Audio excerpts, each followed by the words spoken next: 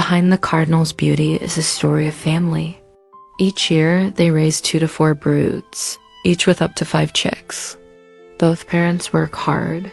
The female builds the nest while the male guards and feeds the family. This teamwork makes the cardinal a symbol of loyalty and care.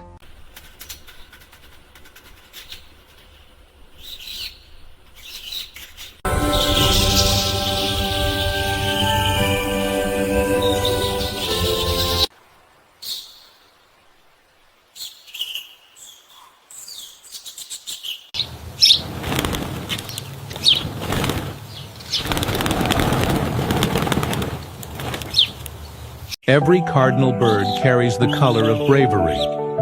It comes when your heart needs strength to move forward.